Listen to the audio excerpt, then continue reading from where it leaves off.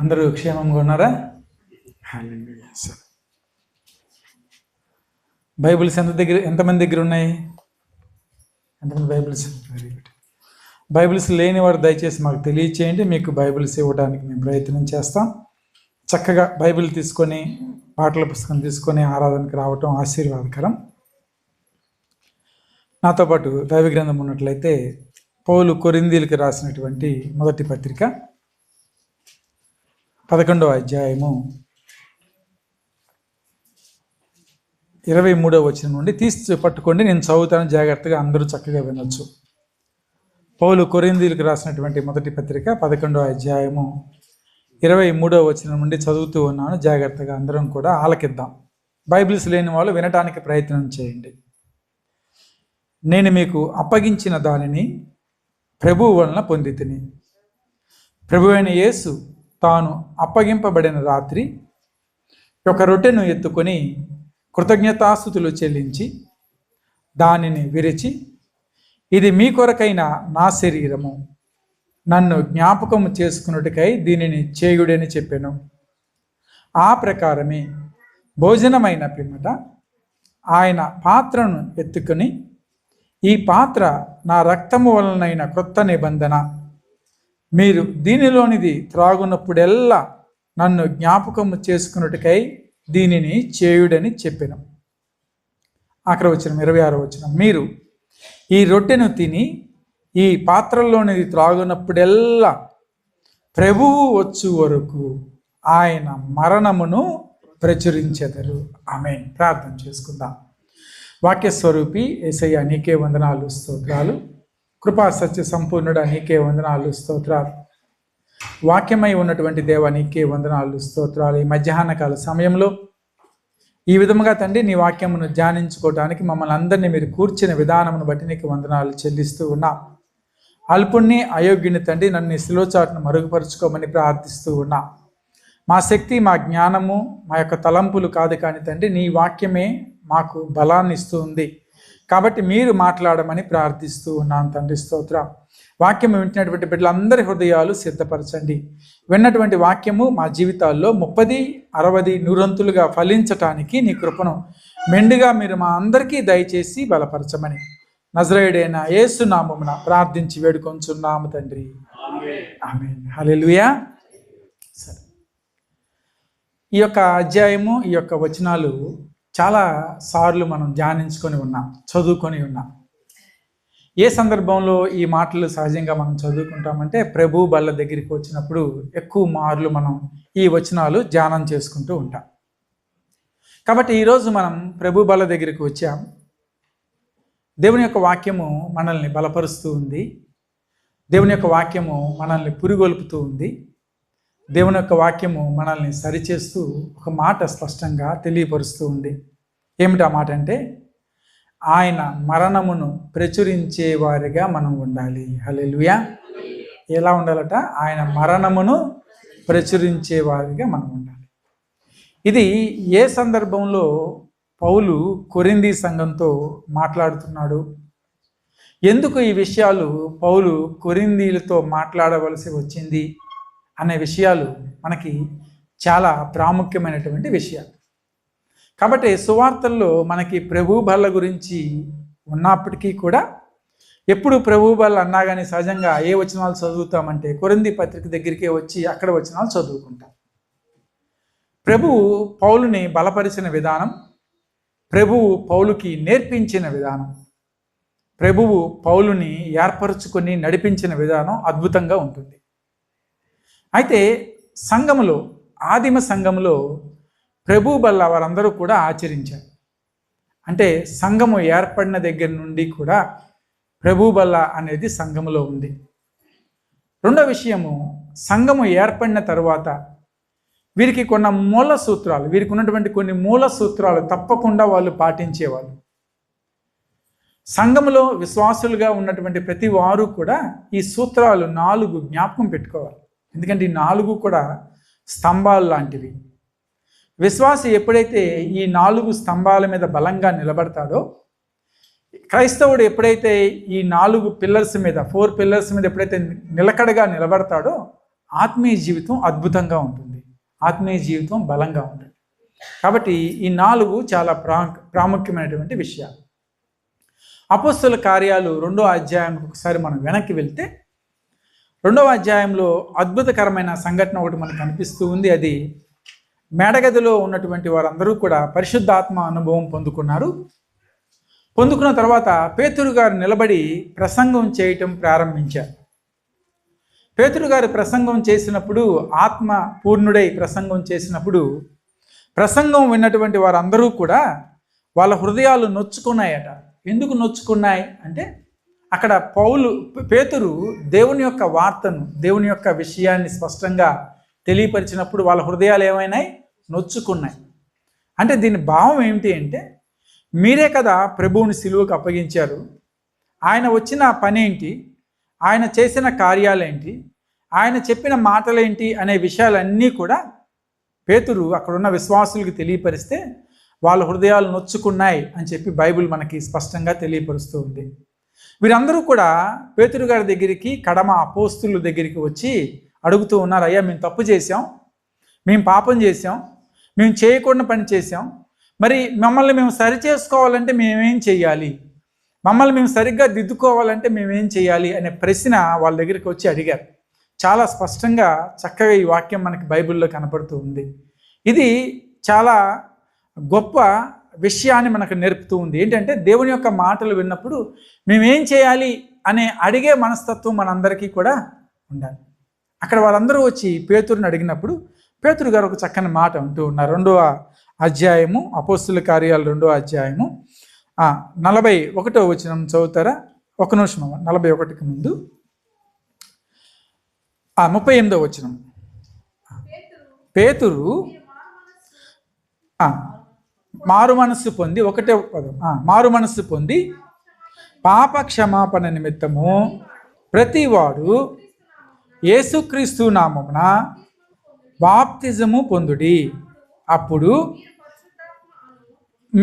మీరు పరిశుద్ధాత్మ అను వరము పొందుదురు. ఈ మాటలు పేతురు గారు ప్రశ్న అడిగిన వారికి చెప్పారు. అయిలారా, మీరు ప్రశ్న అడిగారు ఏం చేయమంటారని, మీరందరూ కూడా ఏం చేయమన్నారు? పేతురు, బాప్తిజము పొందండి, అప్పుడు మీకేం కలుగుతుంది అంటే పరిశుద్ధాత్మ అను వరాన్ని మీరు పొందుకుంటారు. సరే, అందరూ బాప్తిజం తీసుకున్నారు.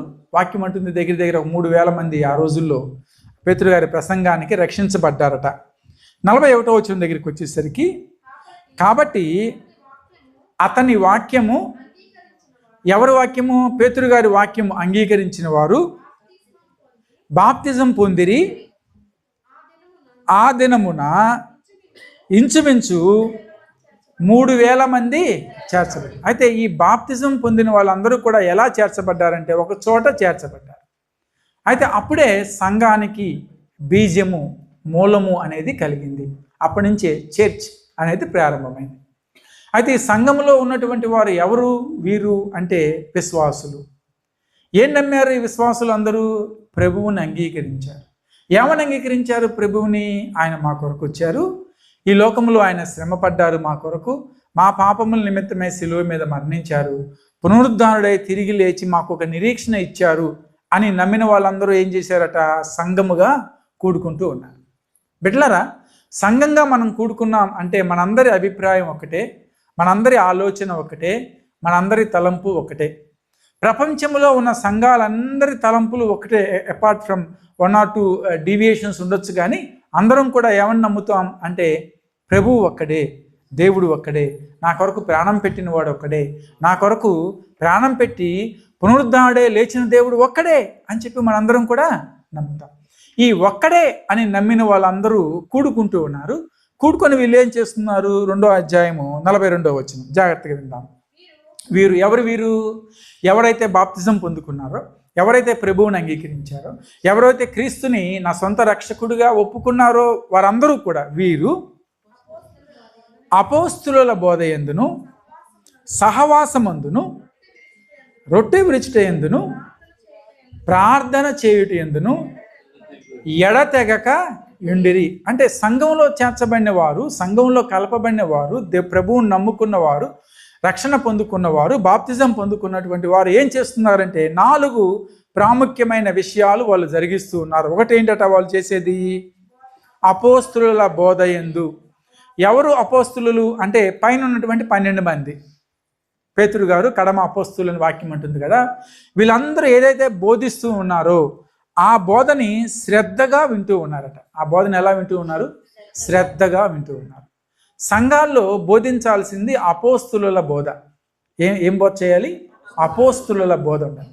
అపోస్తుల బోధ అంటే అర్థం ఏంటంటే ఈ సిద్ధాంతాలు ఏంటి? అపోస్తుల సిద్ధాంతాలను చాలా విశేషమైనటువంటి విషయాలు అవన్నీ కూడా.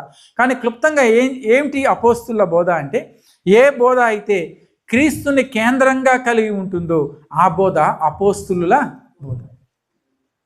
మా పాస్టర్ గారు ప్రార్థన చేస్తే అద్భుతాలు జరుగుతాయి.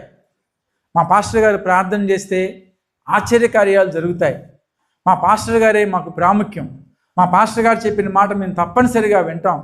ఆయనే మాకు అన్నిటికంటే ఎక్కువ అంటే వీళ్ళు చేసే బోధ ఎలాంటి బోధ అంటే ఆ సంఘంలో అపోస్తుల బోధ కాదు, పాస్టర్ కేంద్రంగా కలిగినటువంటి బోధలు వాళ్ళు చేస్తూ ఉన్నారు. కాబట్టి ఎవరిని బోధించాలి బోధకుడు? ఎవరిని చూపించాలి సేవకుడు అంటే ప్రభువుని చూపించాలి. హల్లెలూయా. ఎవరిని చూపించాలి? ప్రభువుని. నన్ను కాదయ్యా మీరు చూడాల్సింది, నా మీద కాదయ్యా మీరు ఆధారపడాల్సింది, నా మీద నమ్మకంతో మీరు ఏం చేయొద్దయ్యా. ఎవరి మీద విశ్వాసం ఉంచి మీరు చేయాలి? ప్రభు మీద విశ్వాసం ఉంచి ప్రార్థన చేయి. ప్రభు మీద విశ్వాసం ఉంచి అడుగు. నీతో పాటు నేను కూడా కలిసి ప్రార్థన చేస్తాను. ఒక ఆయన అంటాడు కదా, అయ్యగారు మీరు ఉపవాసం ఉండి ప్రార్థన చేయండి 3 రోజులు అంటాడు. మరి నువ్వెక్కడ ఉన్నావు అంటే నేను పనిలో ఉన్నానంటే నేను ఉపవాసం చేయలేను అంటాడు. ఇప్పుడు ఉపవాసం చేయలేనటువంటి ఆయన గురించి సేవకుడు ఏం చేయాలి? ఉపవాసం ఉండి ప్రార్థన చేయాలి. నీ సమస్య నువ్వు ముందుగా అడుగు వేయాలి. అందుకని మేము ఎప్పుడు కూడా ప్రోత్సహించేది ఏంటంటే మీరు ప్రార్థన చేసుకోండి, మీరు ప్రార్థన చేయండి, ప్రార్థన అలవాటు చేసుకోండి, ప్రార్థన అలవాటు చేసుకోండి. ఆ ప్రార్థన అలవాటు అయితే మీరు ఎవరి మీద ఆధారపడరు ఎక్కువగా? పాస్టర్ గారి మీద ఆధారపడాల్సిన అవసరం లేదు. మీరు ప్రార్థన చేసుకుంటారు. మీరు ప్రార్థన చేసుకుంటూ ఒకవేళ నాకు సమస్య తీరట్లేదండి నేను సహాయత అడుగుతాను అంటే మీరు మీ పక్కవారిని సహాయం అడగొచ్చు. నాతో పాటు కలిసి ప్రార్థన చేయండి. ఇంటర్సెషన్ విజ్ఞాపన ప్రార్థన ఎందుకు చేస్తున్నాం అందరం కలిసి అంటే నీ యొక్క విజ్ఞాపన నువ్వు చేస్తున్నావు, నీతో పాటు కలిసి మేము కూడా చేస్తున్నాం. ఓకే, ఇంకా బలం సరిపోవట్లేదు, ఓకే సేవకుని అడుగుతాను, సేవకుని కూడా కలుపుకుంటాను, నేను ప్రార్థన చేస్తాడు సేవకుడు కూడా నీతో పాటు వచ్చి. అంతేగాని సేవకుడే ప్రార్థన చేయాలి అనేది అపోస్తుల పాయింట్ కానీ క్రీస్తుని కేంద్రంగా ప్రభువుని చూపించే బోధ అపోస్తుల బోధ. క్రీస్తు రాకడిని బోధించే బోధ. క్రీస్తు ఏం చేశాడు నా కొరకు ఈ లోకంలో అని చెప్పేది. ఏ విధంగా ఆయన నీ కొరకు ప్రాణం పెట్టాడు, నా కొరకు ప్రాణం పెట్టాడు అనేది బోధించాలి. నీ పాపాలు క్షమించబడ్డాయంటే సేవకుడు ఏం చేయలేదు, చేసిందల్లా ప్రభువే. కాబట్టి ప్రభువు మీద విశ్వాసం ఉంచు. ఎప్పుడైతే ఆయన చేసిన ప్రాణత్యాగాన్ని, ఆయన పునరుద్ధానాన్ని, ఆయన యొక్క శక్తిని బోధిస్తారో ఆ బోధ ఎలాంటి బోధ అంటే అపోస్తుల బోధ. ప్రపంచంలో మీరు చాలా సందర్భాలను చెప్తాను. ప్రపంచంలో మీరు ఏ దేశం వెళ్ళినా, చాలాసార్లు మనం విదేశాల్లో ఉన్నాం, ఇక్కడ ఉద్యోగం అయిపోవచ్చు, వేరే దేశానికి వెళ్ళవచ్చు, లేదంటే వేరే ప్రాంతానికి మనం వెళ్ళిపోవచ్చు. మీరు ఎక్కడ ఏ సంఘంలోకి వెళ్ళినా ఆ సంఘంలో ఎటువంటి బోధ ఉండే సంఘానికి మీరు వెళ్ళమని ప్రోత్సహిస్తామంటే అపోస్తుల బోధ ఉండే సంఘానికి మాత్రమే మీరు గమనించుకోండి, చూసుకోండి. ఎందుకంటే అక్కడే మనకు ఆత్మీయ ఆహారం దొరుకుతుంది, అక్కడే మీరు బలపడతారు. హల్లెలూయా. లేదంటే ఎన్ని సంవత్సరాలు మీరు సంఘానికి వెళ్ళినా ఉపయోగం ఏమీ లేదు. అయితే ఇక్కడ వీళ్ళు రక్షణ పొందుకున్నవారు వీరేం చేస్తున్నారట? అపోస్తుల బోధయందు క్రీస్తు జీవితాన్ని పరిచయం చేసే, క్రీస్తుని గురించి పరిచయం చేసే. ఎందుకండి పేతురు గారి ప్రసంగం విని వారి మనసులు నొచ్చుకున్నాయంటే ప్రభువు ఏం చేశాడో మీకు, ఆయన ఎలా మరణించాడో సిలువ మీద, ఎంత ప్రాణత్యాగం చేశాడో చెప్పేసరికి వీళ్ళ హృదయాలు ఏమైనాయి? నొచ్చుకున్నాయి. అయ్యో దేవుడు నా కోసం ఇంత చేశాడా, నేనేం చేశాను దేవుని కొరకు అని నొచ్చుకొని వారందరూ అక్కడికి వచ్చారు. రెండో విషయం ఏం చేస్తున్నారు? అపోస్తుల బోధ ఎందును త్వరగా ముందుకు వెళ్దాం. సహవాసమందును, దేంట్లో అట? సహవాసము అంటే కలయిక అని అర్థం, స్నేహము చేయటం అని అర్థం. సహవాసము, సహజంగా సహవాసము వీరు ఎవరు? వారు రక్షణ పొందుకున్నటువంటి వారు. రక్షణ పొందుకున్నటువంటి వారు వీరు వాళ్ళ యొక్క సహవాసం ఎవరితో ఉండాలి? స్నేహం ఎవరితో ఉండాలంటే ఆత్మీయులతో స్నేహం చేసేవారిగా మనం ఉండాలి. ఆత్మీయ అనుభవాలు పంచేవారితో నువ్వు స్నేహం చేసేవాడిగా ఉండాలి. పరిశుద్ధులతో నువ్వు స్నేహం చేసేవాడిగా ఉండాలి. సంఘములో సంఘ బిడ్డలతో నీ స్నేహాన్ని నువ్వు కొనసాగించాలి. దేవుని బిడ్డలరా, ఎందుకు మనల్ని దేవుని బిడ్డలని పిలుస్తున్నారు? ఎందుకు మనల్ని విశ్వాసులని పిలుస్తున్నారు? ఎందుకు మనల్ని క్రైస్తవులు అని పిలుస్తున్నారంటే, మనం ఈ లోకం నుంచి ప్రత్యేకింపబడినటువంటి వారము, ప్రభువు చేత ఎన్నుకోబడినటువంటి వారము. కాబట్టి మన స్నేహము, మన సహవాసం ఎవరితో ఉండాలి అంటే పరిశుద్ధులతో మాత్రమే ఉండాలి. ఏమంటే మరి నేను పనిచేసే చోట, నేను ప్రయాణంలో ఉన్నప్పుడు, మరి నేను వెళ్తున్నటువంటి మార్గాల్లో చాలామంది అన్యులు దొరుకుతారు కదండి. మరి వాళ్ళతో స్నేహం చేయొద్దు అంటారా? అంటే వాళ్ళతో స్నేహం చేయొద్దు అని నేను చెప్పను, వాక్యం కూడా ఆ విధంగా చెప్పట్లేదు. కానీ మీకు వచ్చే కష్టాలు నష్టాలు పంచుకోవటానికి, ప్రార్థనా సహాయం కోసం, మీ యొక్క బాధల్లో మీతో పాటు తోడుగా ఉండి ప్రార్థించే వాళ్ళు ఎవరంటే ఆత్మీయులు మాత్రమే. అయ్యా, సహజంగా మనం బయట వాళ్ళకి ఎవరికైనా మన విషయం వాడు 10 మందికి చెప్తాడు. ఎంతమంది చెప్తాడు? 10 మంది. అదే ఆత్మీయుడు అనుకోండి, చెప్పడు, ప్రార్థన చేస్తాడు మీతో పాటు కలిసి. హల్లెలూయా. కాబట్టి ఈ సహవాసం ఎందుకు, మనం మంచి వాళ్ళని సహవాసం, ఆత్మీయులు ఎందుకు సహవాసం చేయాలంటే నీ జీవితాన్ని బలపరిచేది నీతో పాటు ఉండేటటువంటి నీ స్నేహితుడే. హల్లెలూయా. అపోస్తులు ఏం చేశారు ఆ రోజుల్లో? బాప్తిజం పొందిన వాళ్ళు ఏం చేశారు? అపోస్తుల బోధ యందు ఉన్నారు. అదేవిధంగా ఏం చేసేవాళ్ళు? వాళ్ళు సహవాసం చేయటం మానలా, సంఘముగా కూడటం మానలా, సంఘముతో కలపబట్టడం మానలా, సంఘములో కలిసి పని చేయటం మానలా, సంఘంలో కలిసి కార్యక్రమాలు నిర్వహించడంలో మానలా, సంఘంలోనే ఉన్నారు వాళ్ళు. ఈరోజు మన సంఘానికి రావాలి, సంఘంలోకి వెళ్ళాలి అంటే చాలాసార్లు ఆలోచిస్తూ ఉంటాం. మనకి సమయం ఉన్నప్పుడు, ఈ దేశంలో పనిచేస్తున్నాం కాబట్టి చాలామందికి చాలా సందర్భాల్లో సమయం ఉండకపోవచ్చు. నిజంగా మీకు సమయం లేకపోతే, నిజంగా మీకు సమయం అనేది అడ్డుగా ఉంటే సమస్య లేదు. కానీ వేరే బయట పని ఉందని చెప్పి ఎప్పుడు సంఘానికి మానటం అస్సలు చేయవద్దు. హల్లెలూయా. బయట స్నేహం కంటే, ఈ లోక స్నేహం కంటే దేవునితో స్నేహం చేయండి, ఆయన దీవిస్తాడు. హల్లెలూయా.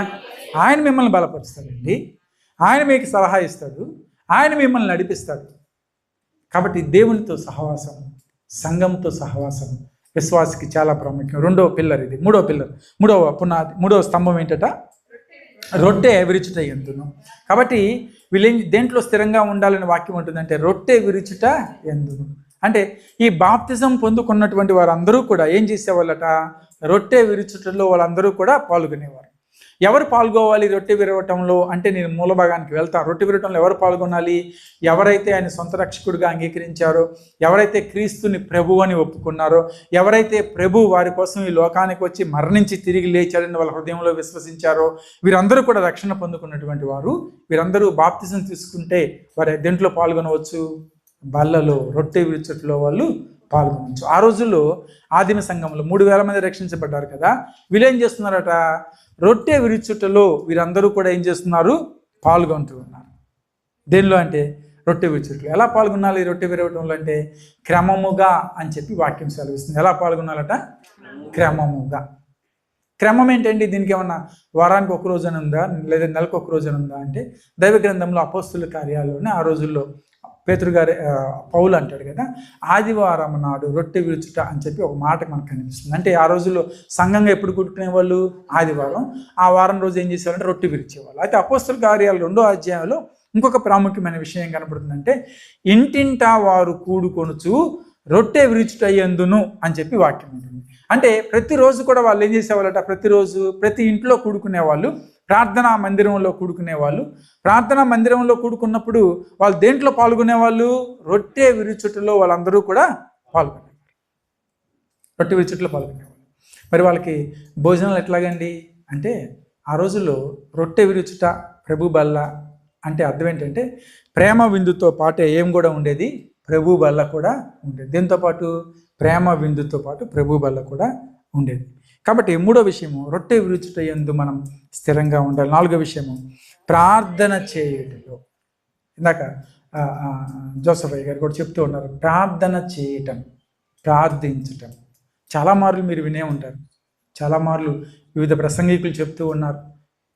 ఎన్నోసార్లు బైబిల్లో కూడా వాక్యం అంటూ ఉంది, మీరు ప్రార్థన చేయటంలో విసుకగా ఎడతెగక మీరు ఉండండి అని చెప్పి. ఎందుకంటే ప్రార్థన మనకి ఒక ఆయుధంలాగా పనిచేస్తుంది. ప్రార్థన మన జీవితాల్లో గొప్ప మార్పును తీసుకొని వస్తుంది. ప్రార్థన మన బ్రతుకుల్ని మారుస్తుంది. హల్లెలూయా. కాబట్టి బిడ్డలారా ప్రార్థన చేస్తూ ఉన్నారు. ఆ రోజు ప్రార్థన మానొద్దు. ఉదయం లేవంగానే ఎన్నో నిమిషాలు మీకు సమయం ఉన్నంత వరకు కొన్ని నిమిషాలు మీరు దేవునికి కేటాయించండి. ఆ కొన్ని నిమిషాలు మీరు ఏం చేయాలంటే దేవునికి ప్రార్థన చేయండి. మధ్యాహ్నం సమయం దొరుకుతుందా ప్రార్థించండి, లేదంటే సాయంకాలం తప్పనిసరిగా సమయం దొరుకుతుంది కదా, ఆ సమయంలో మీరు ఏం చేయాలి? ప్రార్థించాలి. ఆ ప్రార్థన మిమ్మల్ని కాపాడుతుంది, మీ కుటుంబాలను కాపాడుతుంది, మీ చేతి పనులను దీవిస్తూ ఉంది, మిమ్మల్ని ఆత్మీయంగా ఈ ప్రాంతంలో బలపరుస్తూ ఉంది. హల్లెలూయా. మాకెవరు లేరు అని మీరు అనుకోవద్దు, దేవుడు మీకు తోడుగా ఉన్నాడు. హల్లెలూయా. ఒంటరి వారని బాధపడవద్దు, దేవుడే మీతో తోడుగా ఉండి ఆయన నడిపిస్తాడు. కాబట్టి 4 పనులు చేయటంలో ఎవరు స్థిరంగా ఉన్నారు అంటే సంఘము. ఎవరు స్థిరంగా ఉన్నారు? సంఘం. అయితే పౌలు గారు కొరింథీలో సంఘం ఏర్పరిచిన తర్వాత ఆ కొరింథీలో ఉన్నటువంటి సంఘంలో ఉన్నటువంటి విభేదాలను బట్టి పత్రికలు రాస్తూ 1 కొరింథీ పత్రిక 8వ అధ్యాయం నుండి 11వ అధ్యాయం వరకు ప్రాముఖ్యమైన విషయాన్ని ఆయన బోధిస్తూ వచ్చారు. 1 కొరింథీ పత్రిక 8 నుంచి 11వ అధ్యాయం వరకు. ఏంటి ఆ ప్రాముఖ్యమైన విషయం అంటే, విగ్రహాలకు బలిగా అర్పించింది తినవచ్చా తినకూడదా అని చెప్పి ఆయన వివరణ ఇస్తూ 11వ అధ్యాయం దగ్గరికి వచ్చేసరికి, మీరు సంఘముగా కూడినప్పుడు అంటే కొరింథీలో ఆయన ఏర్పరిచినటువంటి సంఘం, ఆయన కొరింథీలో ఏం చేశాడు? ఆయన సంఘాన్ని ఏర్పరిచాడు. ఆ సంఘంలో వాడు ఇలా సంఘంగా కూడుకున్నప్పుడు ప్రేమ విందు ఏర్పాటు చేసుకున్నారు. ఆ ప్రేమ విందులో పాల్గొనాలి. ఆ ప్రేమ విందుతో పాటు ఏముంటుంది? బల్ల కార్యక్రమం కూడా, అంటే ప్రభు యొక్క శరీరాన్ని తిని రక్తాన్ని త్రాగే కార్యక్రమం కూడా ప్రేమ విందులోనే ఉంటుంది. అయితే ఆ సంఘంలో వాళ్ళు ఏం చేశారంటే, ఈ ప్రేమ విందు ఏర్పాటు చేసినప్పుడు ఎవరైతే పేరు ప్రఖ్యాతలు కలిగిన వాళ్ళు ఉంటారో, ఎవరైతే గొప్ప వాళ్ళు ఉంటారో, ఆ రోజుల్లో ఆ దేశాల్లో గ్రీక్ వాళ్ళు ఉండేవాళ్ళు, జ్ఞానవంతులు యూదులు ఉండేవాళ్ళు, మేము గొప్ప అని చెప్పుకునే వాళ్ళు. ఇప్పుడు ఈ ఎవరైతే గొప్ప అని అనుకునే వాళ్ళు వాళ్ళంతా ముందు వెళ్ళిపోయి తినేసేవాళ్ళు. తర్వాత ఎవరు వెళ్ళాలి? ఈ చిన్న వాళ్ళందరూ తర్వాత వెళ్ళేవాళ్ళు. ముందు వారు తినేసిన తర్వాత వెనకాల తినేవారికి ఏమి ఉండేది కాదు.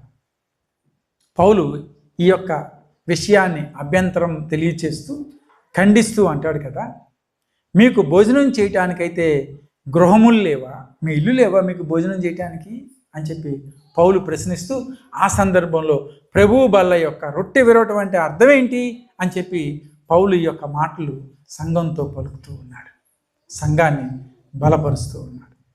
అసలు గొడవంతా ఎక్కడ వస్తుందంటే భోజనాల దగ్గరే. గొడవంతా ఎక్కడ వస్తుంది? మీరు ఎక్కడైనా చూడండి, పెళ్ళిలో చూడండి, భోజనాల దగ్గర, సంఘాల్లో చూడండి, భోజనం. మన ఇంట్లో ఫంక్షన్ జరిగితే చూడండి, భోజనం దగ్గరే. గొడవంతా ఎక్కడొచ్చింది? భోజనం. ఆ రోజుల్లో కూడా ఎక్కడ గొడవ ఉండేది? ఈ భోజనాల దగ్గరే గొడవ ఉండేది.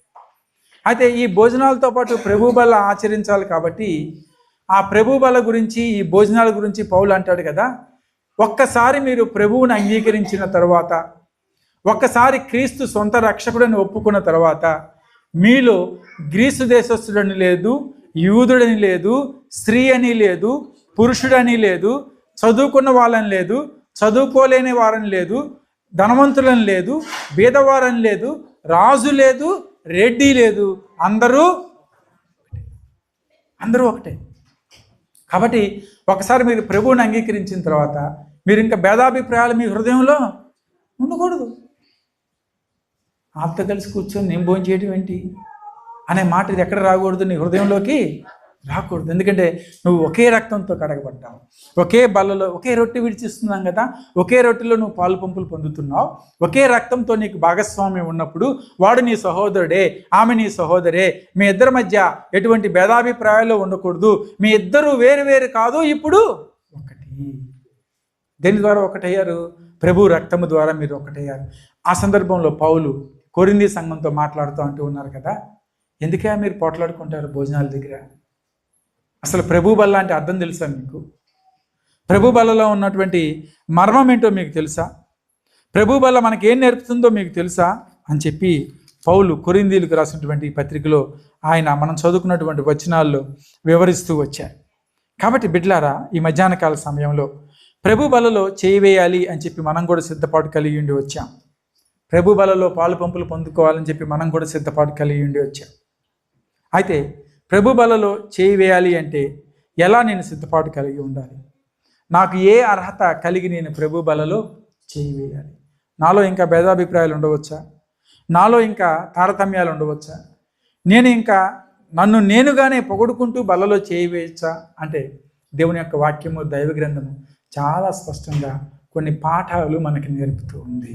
హల్లెలూయా. ఆ పాఠాలు నేర్చుకొని మనం బలలో చేయి వేద్దాం.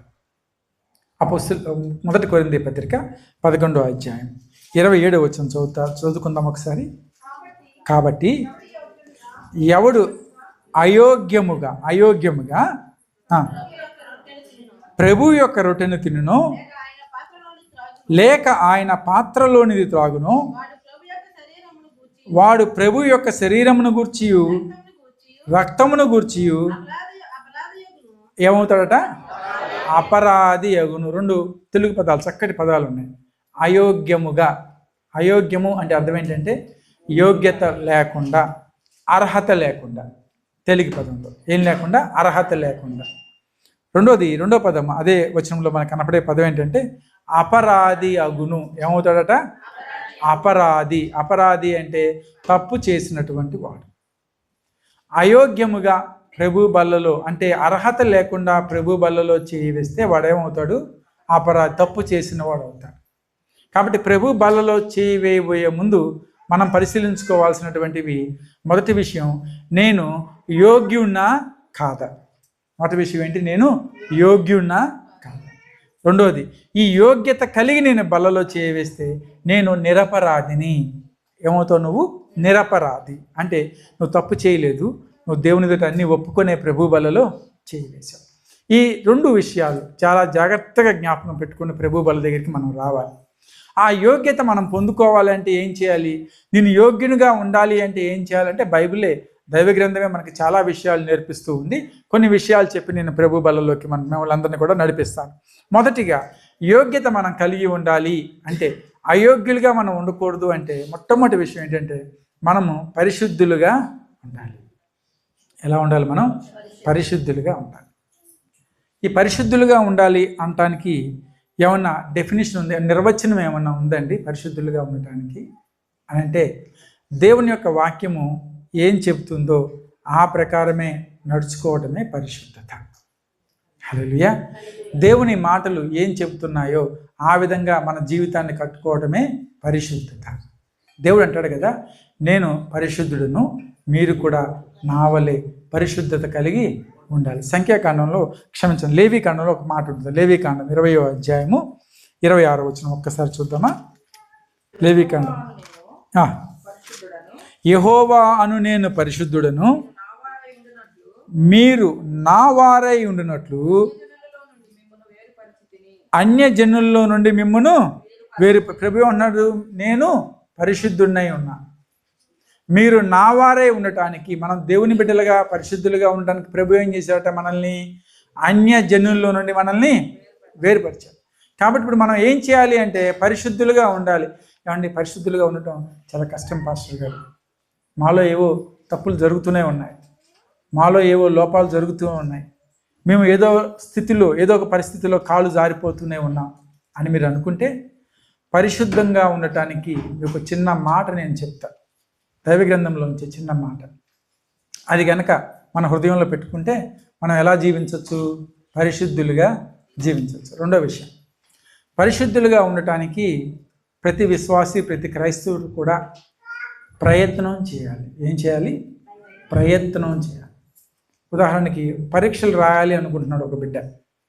పరీక్షలు రాయాలి అని అనుకుంటే, పరీక్షలు రాయాలని ఇంట్లో కూర్చుంటే సరిపోతుందా?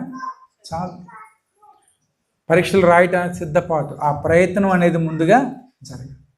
పరిశుద్ధులుగా ఉండాలి అన్నా కానీ మనం ఏం చేయాలట? ఆ పరిశుద్ధత కొరకు ప్రయత్నం చేయాలి మొదటిగా. రెండోది, ఆ పరిశుద్ధత మన జీవితంలో పొందుకోవటానికి ప్రయాసపడాలి. ఏం చేయాలి? పదం జ్ఞాపకం పెట్టుకోండి, ప్రయాసపడాలి. ప్రయాసపడటం అర్థం ఏంటంటే కష్టపడాలి. కష్టపడిందే ఏమీ దొరకదు. ఉదయం 4 గంటలు లేస్తారు. ఎంతమంది లేస్తారు 4 గంటలకి? 3-4 గంటలు లేచి ఎక్కడికి వెళ్ళిపోతాం? గబగబా మన పనులకి వెళ్ళిపోతాం కదా. మరి ఎందుకు లేస్తాం 4 గంటలకి? 6 గంటలు లేచి వెళ్ళొచ్చు, గంటలు కుదరదు. మీరైనా నేను కూడా పొద్దునే లేవాల్సిందే. నేను 8 గంటలంటే 8 గంటలకు ఆఫీస్లో ఉండాల్సిందే. ఎందుకు వెళ్తున్నాం మనం అంటే మనం ఆ ప్రయాసం అనేది ఉంటేనే ఏదన్నా మనకి ఫలితం అనేది దొరుకుతుంది. విశ్వాసిగా, క్రైస్తవుడిగా కష్టపడకుండా నువ్వేమీ పొందుకోలేవు. పరిశుద్ధుడిగా ఉండాలంటే నువ్వు కష్టపడాలి, ప్రయాసపడాలి. ఏం ప్రయాసం చేయాలి? ఒక మాట నేను చెప్తాను. దావీదు మహారాజు ఆయన ప్రార్థన చేస్తూ దేవునితో అంటూ ఉన్నాడు కదా. 119వ కీర్తన 11వ చరణంలో ఆయన అంటూ ఉన్నారు. 119వ కీర్తన 11వ చరణం. నీ ఎదుట నేను పాపము చేయకుండానట్లు నా హృదయంలో నీ వాక్యము ఉంచుకొని ఉన్నాను. ఇప్పుడు కీర్తనాకాడు అంటూ ఉన్నాడు, నీ ఎదుట నేను పాపము చేయకుండానట్లు. పాపం చేయకుండా ఉండాలి, పరిశుద్ధంగా ఉండాలి అంటే ఏం చేయాలట? మొదటి సూత్రం, ఎలా మనం పరిశుద్ధత కలిగి ఉండగలమంటే మన హృదయంలో ఏముండాలి? దేవుని వాక్యము ఉండాలి. కాబట్టి ప్రసంగం ముందు మేము ప్రార్థన చేసేది ఏంటంటే, ఎవరైతే ప్రసంగం వింటూ ఉన్నారో వారందరి హృదయాల్లో ఈ వాక్యం నిలిచి ఉండాలి అని. వాక్యాన్ని ఎప్పుడైతే మనం మన హృదయంలో పెట్టుకుంటామో ఆ వాక్యము నిన్ను నన్ను కూడా పాపం చేయనివ్వదు. వాక్యం నీ హృదయంలో ఉంటే నువ్వు మార్గం తప్పిపోవు. వాక్యం నీ హృదయంలో ఉంటే పరిశుద్ధత నీలోంచి బయటికి వెడలిపోదు, నీకు దూరం అయిపోదు. పరిశుద్ధత నీ దగ్గరే ఉంటుంది. ఎందుకంటే నీ హృదయంలో ఏముంది? వాక్యము. వాక్యం మనకి ఏది మంచో ఏది చెడో తెలియచెప్పేది వాక్యమే. మన మార్గంలో వెలుగును ప్రకాశింపచేసి మనకి జ్ఞానం ఇచ్చి ఎవరితో ఎలా మాట్లాడాలి, ఎలా నడవాలో చెప్పేది ఎవరు? వాక్యం. కాబట్టి వాక్యం మనకి వెలుగు. దైవ గ్రంథం అంతా కూడా చాలాసార్లు మనం చదువుకున్నాం. నీ వాక్యమే నా పాదములకు త్రోవ, నా మార్గములకు వెలుగు. నీ వాక్యం నన్ను బ్రతికిస్తుంది, నీ వాక్యం నాకు జీవాన్ని ఇస్తుంది, నీ వాక్యం నన్ను సరిచేస్తుంది. దేవుని యొక్క మాటే నిన్ను పరిశుద్ధుడిగా నిలుపుతుంది. హల్లెలూయా. కానీ నువ్వేం చేయాలి? ప్రయత్నం చేయాలి. వైట్ షర్ట్ వేసుకొని ఉన్నాం కదా, తెల్ల బట్టలు వేసుకొని ఉన్నాం. తెల్ల బట్టలు వేసుకున్న తర్వాత బయటకు వచ్చినప్పుడు ఎలా పడితే అలా భోంచేస్తామా? ఎలా పడితే అలా కూర్చుంటామా? జాగ్రత్తగా గమనించండి. తెల్ల బట్టలు వేసుకున్న వాళ్ళు చాలా జాగ్రత్తగా పరిసరాలు గమనించుకుంటారు. ఇక్కడ ఏమైనా దుమ్ముందో లేదో. దుమ్ముంటే కూర్చుంటాడు అక్కడ. మరి ఎందుకు జాగ్రత్త పడుతున్నావు? ప్రయాసం. తెల్లబట్టలు వేసుకుంటే ఏమన్నా భోజనం చేసేటప్పుడు జాగ్రత్తగా ఉంటాం, బట్టల మీద ఏమన్నా పడతాయో అని చెప్పి. దేం చేస్తున్నావు? నువ్వు ప్రయాసపడు. దేనికోసం? నీ తెల్లబట్టలు కాపాడుకోవడానికి నువ్వు ప్రయాసపడుతున్నావు. నీ పరిశుద్ధతను కాపాడడానికి నువ్వు ప్రయాసపడాల్సిందే. హల్లెలూయా. కాబట్టి వాక్యం నీ హృదయంలో ఉన్నప్పుడు ఆ వాక్యం నిన్ను సరిచేస్తుంది. ఆ పరిశుద్ధత కొరకు నువ్వేం చేయాలంటే ప్రయాసపడాలి, కష్టపడాలి. ఒకవేళ ఏమన్నా పని అనుకోండి బట్టల మీద, ఏం చేస్తాను? ఇంటికి వెళ్ళంగానే గబగబా ముందు ఇక్కడే ప్లాన్ చేసుకుంటాడు. ఏమని? ఏ మరక పడింది, ఏ మరక పడితే దేంతో ఉతికితే ఈ మరక అని పడిన వెంటనే మనం డిసైడ్ చేస్తాం. ఎవరన్నా ఐ డోంట్ నో, మీ ఎవరైనా ఇంటికి వెళ్ళి అయ్యో మరక పడిందా అప్పుడు ఆలోచిస్తారా? పడిన తర్వాత ఆలోచిస్తారా? పడ్డగానే ఆలోచించేస్తారు. టీ పడిందా, నిమ్మకాయతో రుద్దు. లేదంటే కూర పడిందా, ఇంకేదో పౌడర్ వేసి రుద్దు. ఎందుకంటే శుభ్రం చేసుకోవాలి. వాక్యం నిన్ను శుభ్రం చేస్తుంది. హల్లెలూయా. వాక్యం నిన్ను పరిశుద్ధురాలుగా నిలుపుతుంది. కాబట్టి బల దగ్గరికి వచ్చినప్పుడు యోగ్యత అంటే అర్థం ఏంటి? యోగ్యత ఎలా మనం పొందుకుంటామంటే ఆ యోగ్యతలో ఉన్న మొట్టమొదటి ఏంటి? పరిశుద్ధంగా మనం ఉండి బల దగ్గరికి రావాలి. రెండో విషయం, ఒకవేళ యోగ్యతగానే ఉన్నామండి, యోగ్యతగానే బల దగ్గరికి వచ్చాం, పరిశుద్ధత కలిగే వచ్చాం, కానీ బల దగ్గరికి వచ్చినప్పుడు ఒకవేళ నీలో ఇంకా ఏవైనా లోపాలు ఉంటే వాటిని ఏం చేయాలంటే నువ్వు ఇక్కడ ఒప్పుకొని విడిచిపెట్టాలి. ఏం చేయాలి? విడిచిపెట్టాలి. దీన్ని పాపపు ఒప్పుకోలు అంటారు. ఏమని పిలుస్తాం దీన్ని? పాపము ఒప్పేసుకోవాలి. మనం తగ్గించుకునే ప్రార్థన చేయాలి. అయ్యా నేను గొప్పవాణ్ణి, నాలో ఏ లోపము లేదు. వాక్యం ఉంటుంది నీతిమంతుడు లేడు, ఒక్కడును లేడని వాక్యం ఉంటుంది. కాబట్టి నువ్వేమని ప్రార్థన చేయాలి? అయ్యా నాలో నీతి ఏ మాత్రము లేదు, కాబట్టి నన్ను ఎలా తీర్చమని ప్రార్థన చేయాలి? మనం నీతిమంతుడిగా తీర్చమని. యేసుక్రీస్తు ప్రభువు వారు ఒక ఉపమానం చెప్పారు. లూకాసు వార్తలో మనకు కనిపిస్తూ ఉంది. చాలామంది మేము చాలా నీతిమంతులం, మాలంటుడు అసలు ఈ ప్రపంచంలో లేడు, నువ్వు నాతో సమానమా, నీకంటే నేను గొప్పవాడిని, ఇలా అనుకుంటారు కదా. అనుకుంటారు. చాలామంది అనుకుంటారు. నీకంటే నేను చాలా గొప్పవాడిని, గొప్పదాన్ని, నీకు లేని అర్హత నాకుంది, నీకంటే నేను నీతిమంతుడు రానని చెప్పి అనుకుంటాం. ఎవరన్నా సలహా ఇస్తే నువ్వే నాకు చెప్పేది, నీ లేని లోపాలు నేను చూసుకో, ఇట్లాంటి మాటలని అంటాం కదా. అంటే మనలో ఏముంది అంటే అనీతి అనేది ఉంటుంది. ఆ అనీతిని మనం వదిలిపెట్టేసేయాలి. ప్రభు ఒక మాట అంటున్నారు, ఒక ఉపమానం చెప్తున్నారు. సందర్భం ఏంటి అంటే, చాలామంది అనుకుంటూ ఉన్నారట మేమే నీతిమంతులం అని చెప్పి ఇతరులను తృణీకరిస్తూ ఉన్నారు. అంటే ఇతరులను తీసి పారేస్తున్నారు. నువ్వెంత, నీ బ్రతికెంత అనే మాటలు మాట్లాడుతున్నప్పుడు ప్రభు ఒక ఉపమానంతో వాళ్ళందరినీ కూడా సరిచేస్తూ ఉంటారు.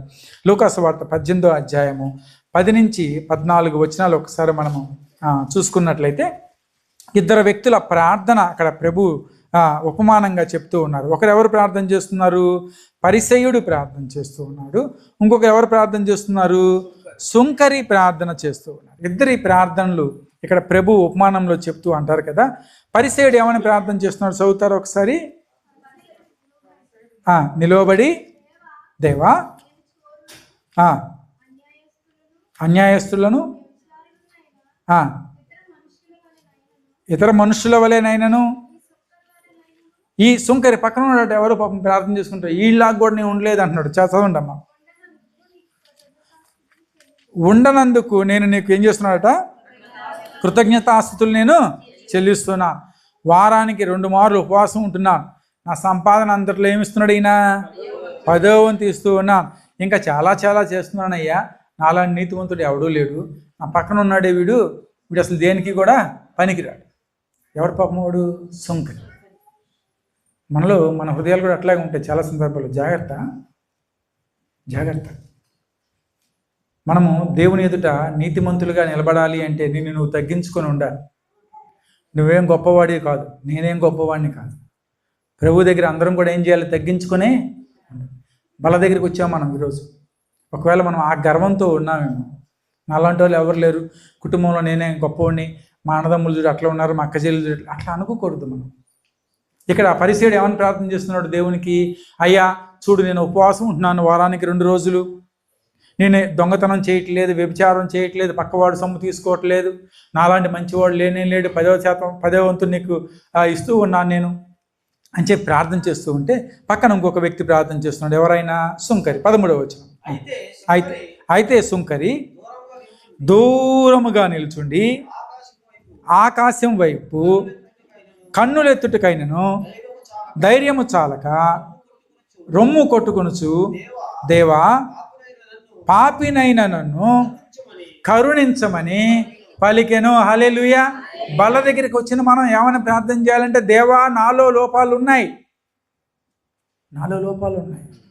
సరిచేయి, నీతిమంతుడిగా నన్ను తీర్చు, మరొకసారి నన్ను కడుగు, మరొకసారి నన్ను పరిశుద్ధపరచు, మరొకసారి నన్ను నీ కొరకు నిలవబెట్టుకో, మరొకసారి నాలో ఉన్న లోపాలన్నీ కూడా తీసివేసి నన్ను నేను సరిచేసుకోవటానికి ఏమైనా మనం ప్రార్థన చేయాలంటే, దేవా ఇదిగో నీ పాదముల చెంత చేరి ఉన్నానని ప్రార్థన చేయాలి.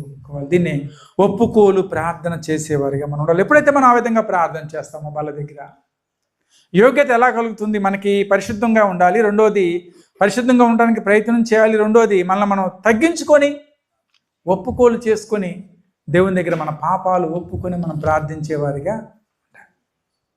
సుంకరి పాపం ఆ విధంగా ప్రార్థన చేస్తూ ఉన్నాడు. దేవా నేను పాపినయ్యా, కానీ నీవు నన్ను కరుణించు అని చెప్పి అన్నప్పుడు 14వ వచనం అంటుంది కదా, అతనికంటే ఇతడు, ఎవరికంటే ఎవరు? పరిసయ్యుడి కంటే సుంకరి. ఒకవేళ ఎవరైనా మిమ్మల్ని, నేను గొప్పవాడిని, నేను గొప్పగా చదువుకున్నాను, నాలాంటి పరిశుద్ధుడు లేడు, నాలాంటి నీతిమంతుడు లేడు, నువ్వేంటి, నీ బ్రతుకేంటి అని అన్నారనుకోండి, మీరు ఏం చేయాలి? వెంటనే దేవుని దగ్గరికి వచ్చి ప్రార్థన చేయండి.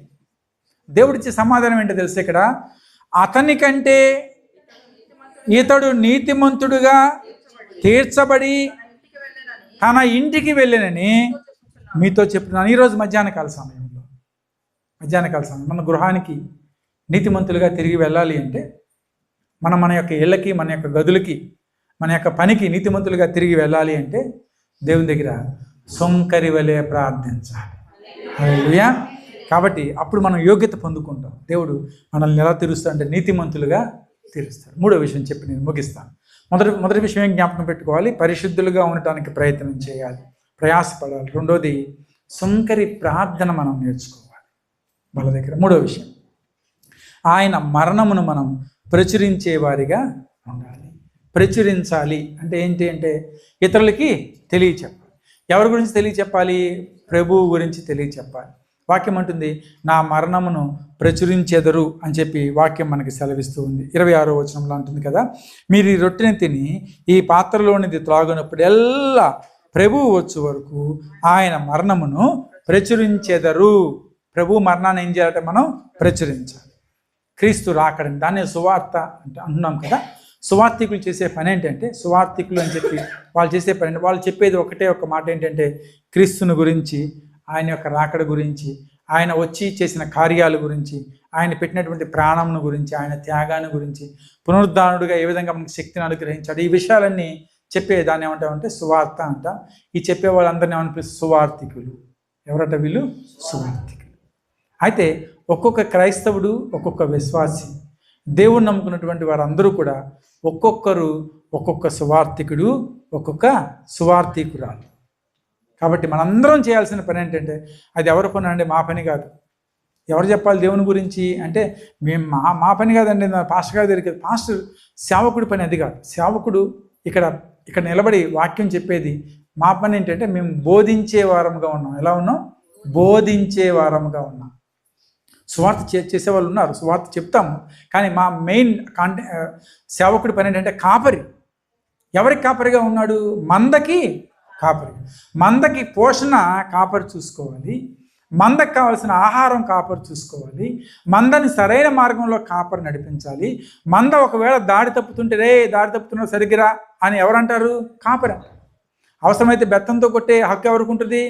కావు, నేను కొట్టలేండి, కొడితే ఊరుకో, రెండోసారి మా సంఘానికి రాదు కదా. కాదు, ఆ బాధ్యత ఎవరికి అప్పగించాడు? దేవుడు కాపరికి అప్పగించాడు. సరైన మార్గంలో మీరు ఉండాలి అని చెప్పేది కాపరి యొక్క పని, అది కాపరి బాధ్యత.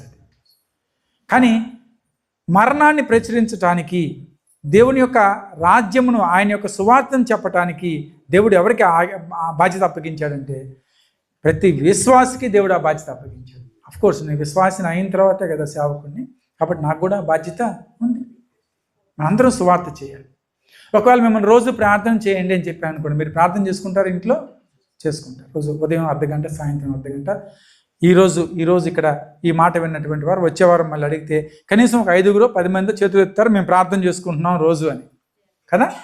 మీరు మీరు ఏదైనా ఇక్కడ నిలబడి ప్రసంగం చేయమంటే కొంతమందికి ట్రైనింగ్ ఇస్తే వాళ్ళు ప్రసంగం చేస్తారు కూడా ఇక్కడ.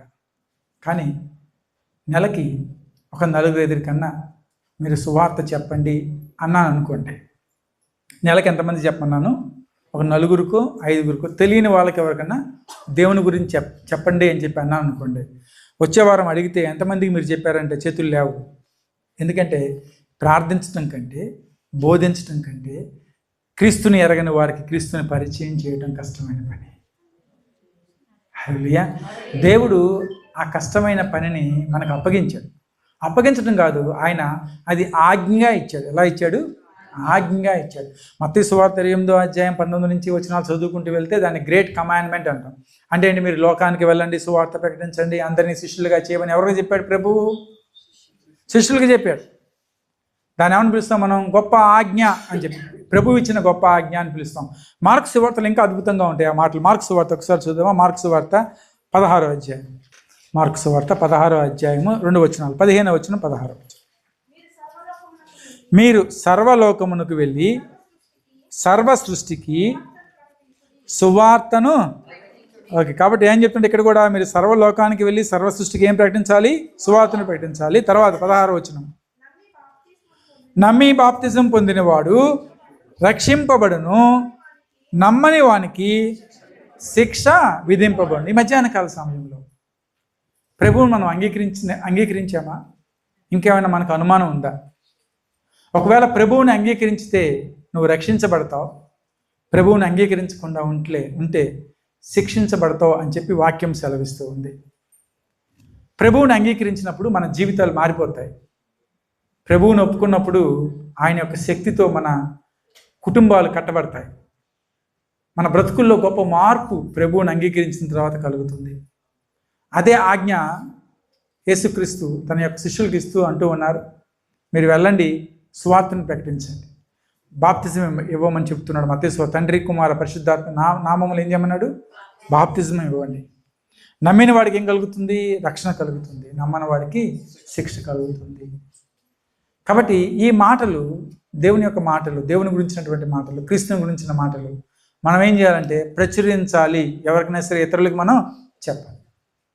అట్లా చెప్పినప్పుడే సంఘం కూడా అభివృద్ధి చెందుతుంది. ఎందుకంటే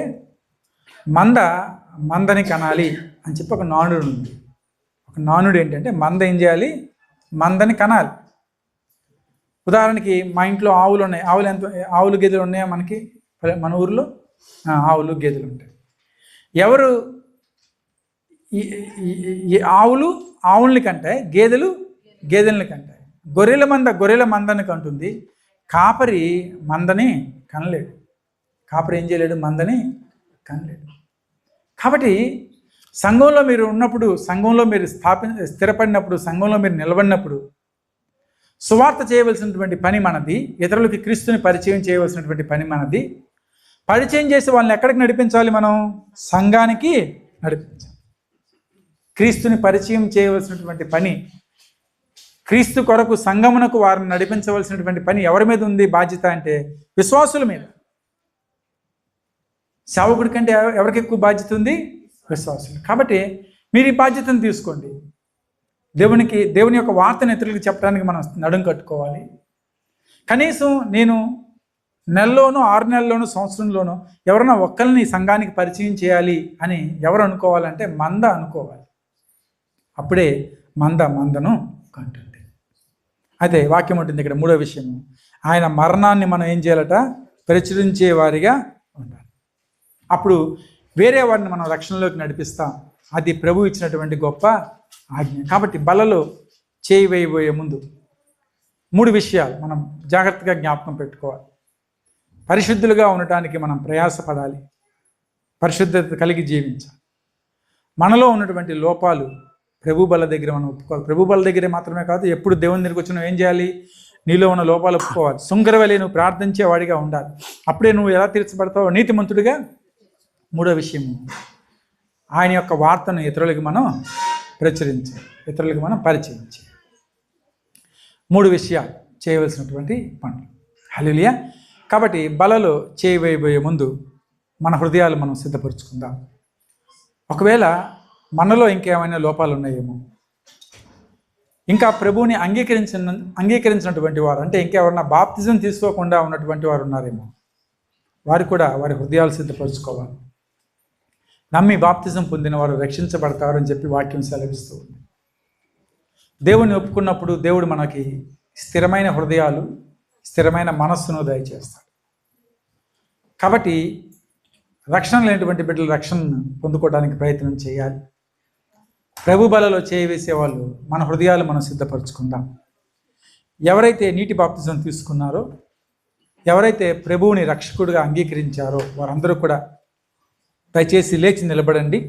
మనం ప్రార్థన చేసుకుని బలలోకి చేవేద్దాం.